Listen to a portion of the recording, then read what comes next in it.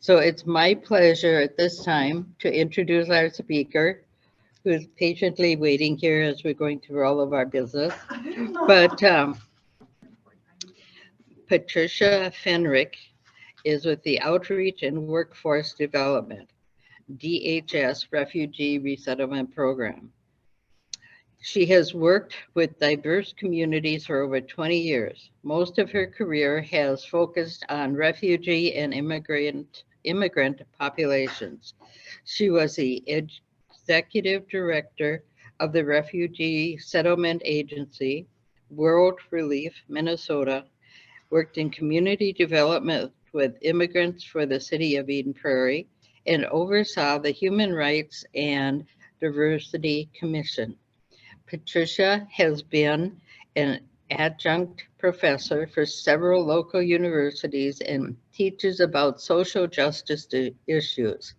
She currently works for the Department of Human Services, again, DHS, Refugee Programs Office in Education, Outreach, and Refugee Workforce Development. It sounds like you should write a book, dear. But help me welcome Patricia.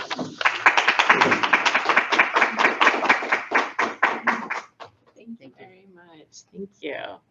Well, I am delighted to be with you this afternoon. Thank you very much for having me. I don't get out much anymore, so this is very fun. Okay, I think everyone's in, so I'm going to put this down so I can see my screen. So I work for the Department of Human Services. The state of Minnesota receives federal money to work with humanitarian immigrants throughout the state. And so that's the office that I work in. So we're housed in the state Human Services Department, but it's actually a federally funded office and programming.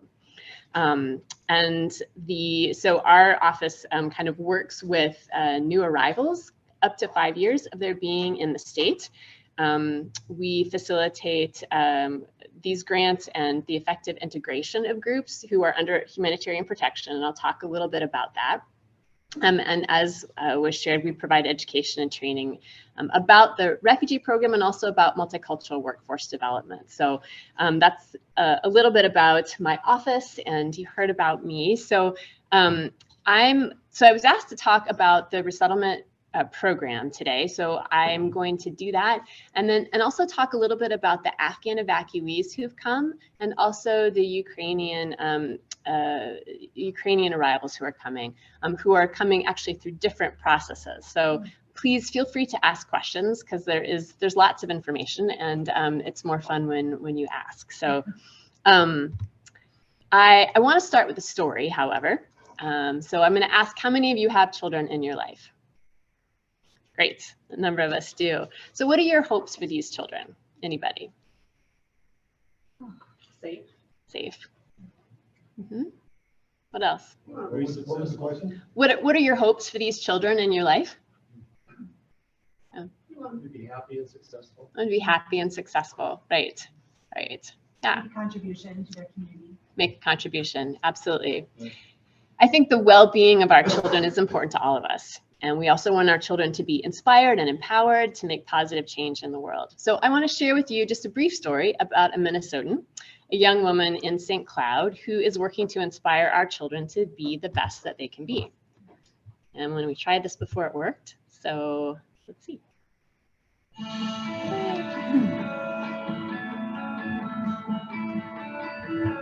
Oh, whoops. Oh, I just stopped. It did. Okay. I'm going to try to turn the volume up, but I'll leave it It's alone. really important for you to go after your dreams, to say yes to yourself, because when you say yes to yourself, everybody else will. But it all starts from you.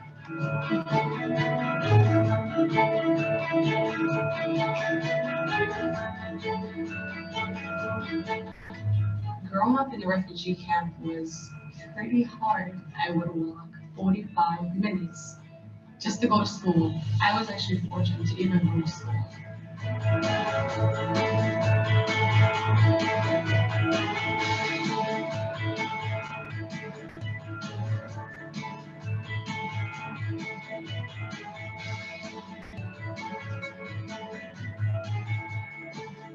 You should give them every opportunity that there is out there, you know, to make sure that they have another life again, because they didn't make that choice to be a refugee.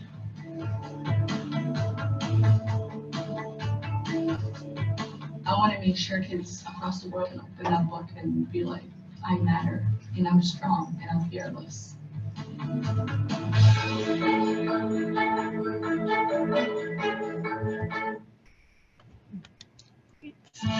Oops, there we go. So I love to share stories because that's the people that I work with they're individuals with stories and families. And so HAPSO is an example of the many ways that Minnesotans who were former refugees are making contributions to their new home, whether that's as teachers, as farmers, as healthcare workers, civic leaders, volunteers, employees, neighbors, and friends. So I want to explain a little bit about the process of resettlement and the program that gives young people like HAPSO the opportunity to be here and to be part of making a positive change in Minnesota and beyond. So you may or may not be familiar with some of the immigration statuses that our office works with, the state office works with. So I'll begin with a little bit of explanation and definitions. But first I want to ask how your family line came to be in America. Does anyone know your family story? Anybody? Yeah, a couple of you, great. My husband and I aren't Native American, so ours is an immigrant story. First Nations people have a very different and important story since they were the original caretakers and residents of this land. But my focus today is on the stories of those of us who came to America, who came to call America home. And immigrants come to this country in lots of ways. So they come for work, for education, to join family, to escape persecution. Some people come willingly and some come forcibly because they don't have any choice. So there's lots of reasons, but those reasons matter. Number one, because each person and family has a story. And number two, they matter because not all immigration statuses are the same. In our national dialogue, when we talk about immigrants, sometimes we use terms interchangeably. So refugee, asylee, immigrant, undocumented, temporary protected status, diversity lottery, visa, these kind of get jumbled up when we're talking. And they refer to very different groups of people with distinct immigration statuses. So it's important to understand those, particularly in the context of resettlement. So an immigrant, in just plain definition, is a person who was born in another country, who came to the US, not born to US parents. So with that definition, all refugees are immigrants, but not all immigrants are refugees. So you can see in this big circle of immigrants, there are lots of different groups. We have refugees, we have Afghan evacuees, the Ukrainian rivals. They're under this umbrella of groups of humanitarian concern. But there's also other ways that immigrants come. They come on employment visas. They come to join family on family sponsorship. They come as tourists. They come as students. So there's lots of different categories in this big circle of immigrants. And what I'm going to focus on today is resettlement, which just encompasses these groups of humanitarian concern. So these, the groups I'm going to talk about are distinct because it's only given to people who meet a specific definition and have gone through specific regulated processes. In US immigration law, immigrants under humanitarian protection have been given permission to live and work in the US on a permanent basis. And they've been given the status specifically based on their persecution or fear of persecution. With the exception, down at the bottom of the light green, of Afghans and Ukrainians with humanitarian parole. I'll talk a little bit about that, but that's been a special process and they don't have a pathway to citizenship yet. The other groups, so victims of trafficking, refugees, people granted asylum, Amerasians, Cuban Haitian entrants, people with special immigrant visas, these all have a pathway to citizenship. They're granted permanent status here. But for the Ukrainians and Afghans who have arrived, they actually have to, there's some other steps for them to take. So again, I've missed doing presentations in person because I get to ask questions. So let me pause and ask what the word home means to you. Anybody? Safety. What else? Security. Roots. Roots. It can mean family. It can mean the land, a certain geographic place. It can mean just where the people who you love are. whether or not it means many things to different people, but whether or not we verbalize it, I think there's an underlying assumption that home should be a place where we feel safe and secure, where we belong, particularly children. I know that's not the case for many people, but I think there's the sense that it should be. Home is where I want to start our conversation, because for people who are under humanitarian protection, home is exactly what they don't have. It's part of why they've been granted protection, because their home is not safe.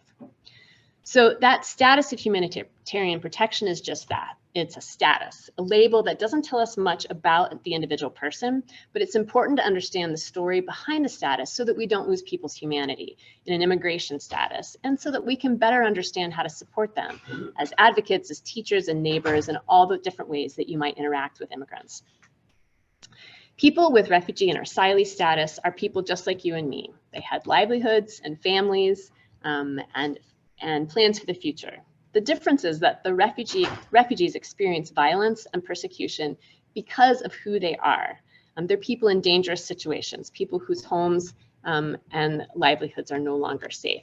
So I want to make the distinction between people who have fled their homes because of war, like the Ukrainians, and people who've been given refugee status, who are persecuted because of one of these specific things, specifically because of their race or their religion, their nationality, their social group, or political opinion. It's different. So when I talk about why the statuses matter, that's why. It's not that people fleeing war don't need a safe home too, but there's a different reason, if that makes sense. Okay, so people who are granted refugee status or granted asylum have been persecuted for one of these specific reasons.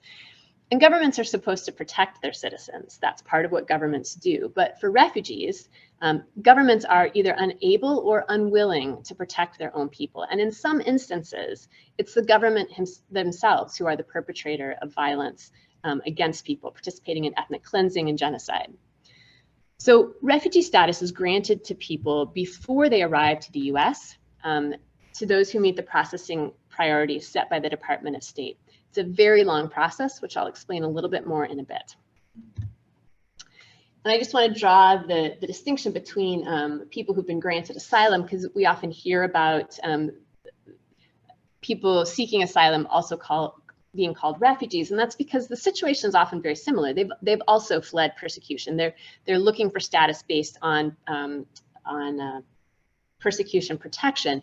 The difference is that refugees go through a process before they come to the US, and asylees come to the US and then file for asylum. So whether that's at the border or whether they've come through, like maybe they came on a student visa, and then like a Ukrainian who came on a student visa, and then war blows up and it's impossible to go back to, well, that's actually not a good situation, but if it's impossible to go back to your country because maybe your ethnic group is being persecuted, then you could file for asylum. So that's the distinction. There's a different process, and people seeking asylum are their case is adjudicated before an immigration judge here in the US.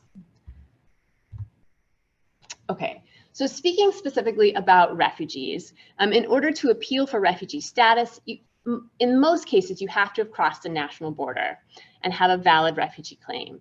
And so it means that the country that you fled to won't give you legal status and allow you to integrate and returning to your home is life-threatening. So for people who are granted refugee status, it's because there isn't any other option for them. The neighboring countries won't allow them legal status. So they appeal to the United Nations, UNHCR's United Nations High Commission on Refugees. They go through a process which involves verifying their story and their claims of persecution. Every person in the family is interviewed to corroborate that story, and an officer determines if that claim of persecution or fear of persecution warrants the refugee status. And just in context, I want to point out that because the root problems of people who have to flee persecution is not the people themselves. As Habso said in the video, no one chooses to be a refugee. It's something that happens to people because it's not a way to migrate someplace.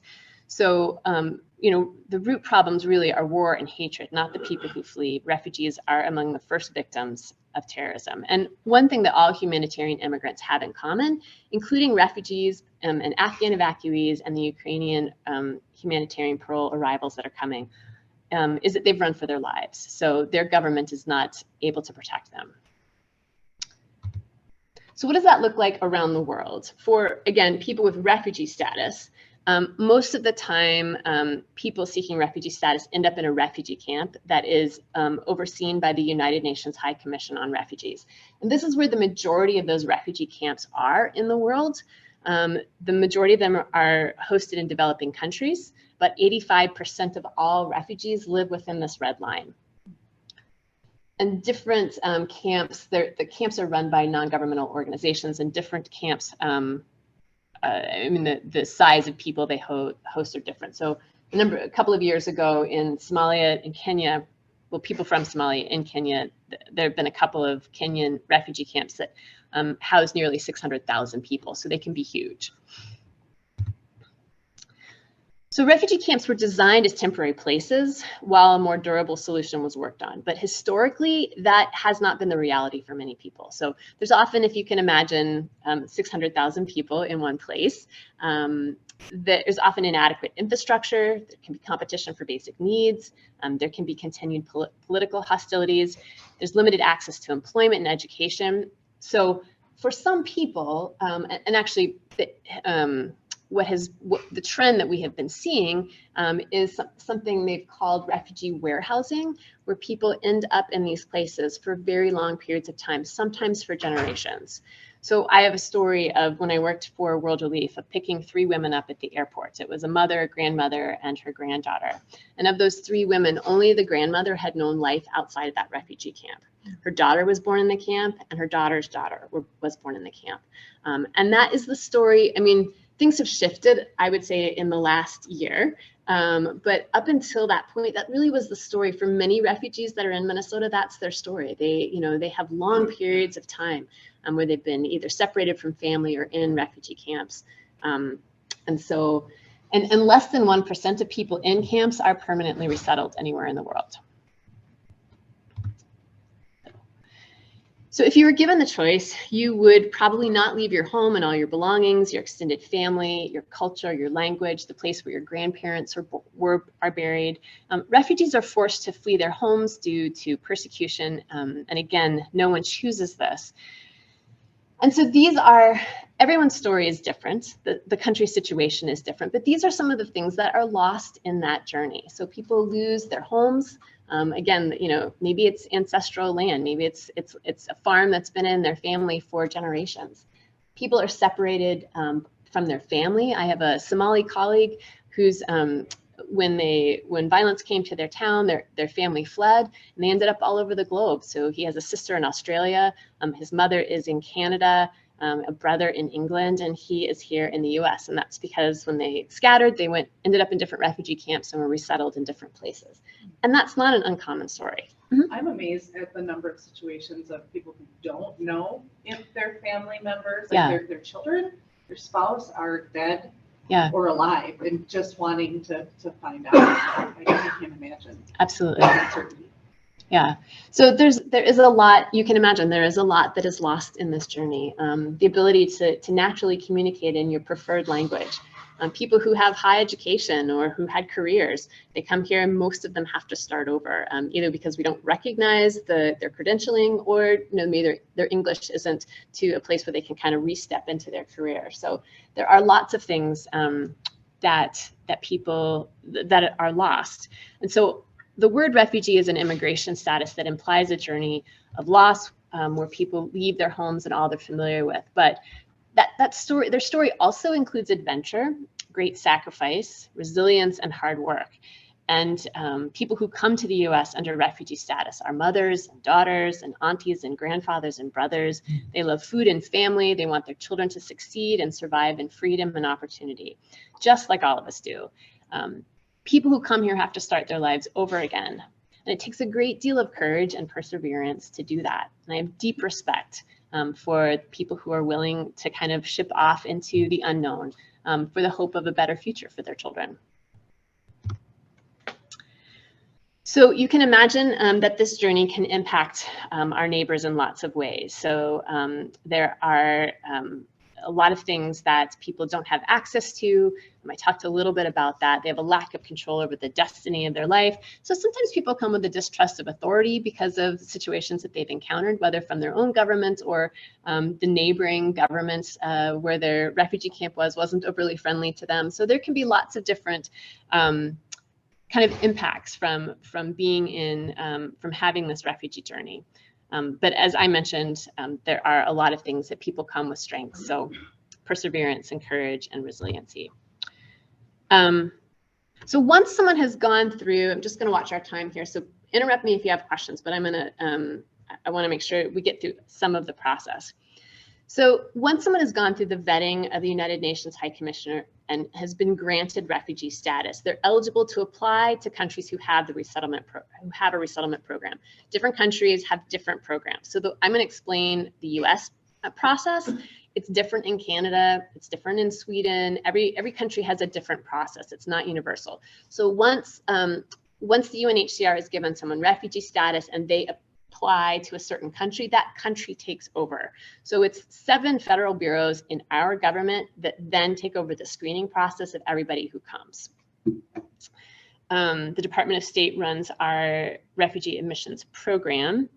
And the number of refugees granted entrance to the US every year is set by the presidential administration.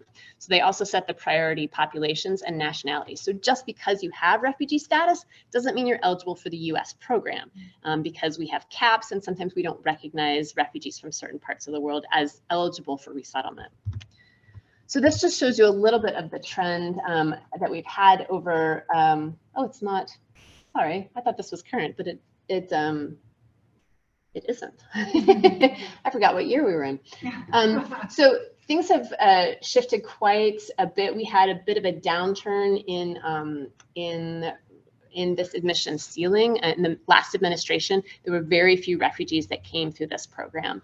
And in this administration, the refugee ceiling has been raised, but because of how this process works, because it takes several years for people to get through the screening process, it's going to take us a while before we hit any type of number that any presidential administration raises it to. Does that make sense? That it's not, you don't turn the spigot on for refugee arrivals. It's people have gone through a several-year process to get to the place where they're ready to travel. So it's going to take us a while to kind of ramp back up. Mm-hmm. So as I think of it, because I used to work for an organization that worked with refugees, and as that allowable number was decreased, mm-hmm. that's where I thought like the program is probably closed. Mm-hmm. And other organizations are probably just done away with it because there aren't refugees coming in. And now if the numbers are raised, we got to try to put those programs together. Yeah. Again. So that federal funding model is based on reimbursement. So if there's nobody coming, there's no funding. So yeah, a lot of resettlement offices closed around the country. This kind of shows an overview picture since just at least since 2005. Kind of you can see some volatility in the numbers of arrivals. And again, that ceiling number that the presidential administration sets isn't a goal necessarily. So it's not that we always reach that number. The number of arrivals are based on other factors, how fast people go through the process of being approved. So you can see that our numbers, this is nationally. Oh no. Minnesota is good. Yes, this is Minnesota. Okay. So you can see that our numbers went down significantly. And interestingly enough, because of COVID and because of the Afghan evacuees, I think we had like less than, I feel like it was like less than 20 refugees, people with refugee status who came last year. We had 1,250 Afghan evacuees, but we didn't have any people with refugee status. So again, different process, all using kind of the same structure. Using the same door. Yeah. But just with a different label. Yeah. And this, since 2005, these are some of the largest groups that we have had here in Minnesota. So, and again, I didn't put in last year because there were just very few people that came. So. Yeah, and I don't know if it's still online, but I know there used to be these updated numbers so you could see maybe in different months where people came from. Yes, on our And I just website. continue to be Mhm. amazed at the number of countries. I mean, these are the big ones, but there are so many countries. Yes. It's like humbling. There have been almost people from 100 different countries who've come to Minnesota with refugee status since 1975 when the office opened. Can you remind me which nation the Karen people are from? Yes, so mostly from Burma, Okay. and some from Burma, Myanmar. Yeah. Okay. Other questions? Karen.